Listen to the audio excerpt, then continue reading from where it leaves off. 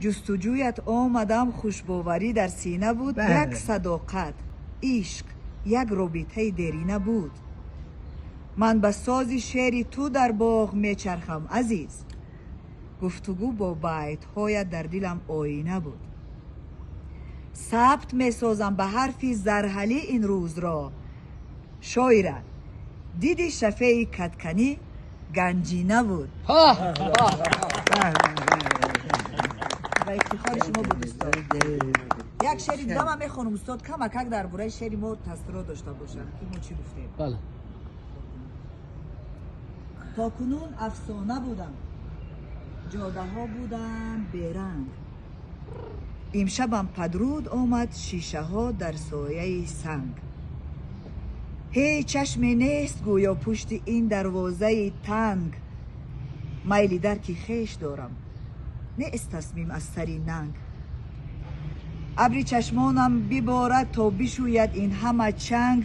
روی این تصویر زیبا باید اکنون یک کمی رنگ.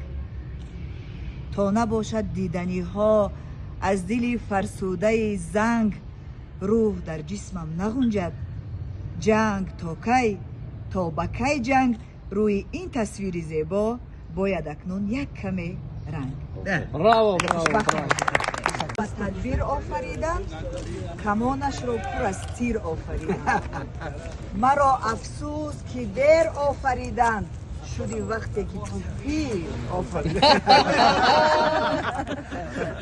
بیگذشت عمری دیگر نیست مرا.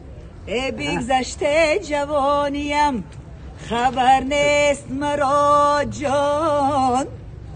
ای بگذشته جوانیم در آمد پیری هی.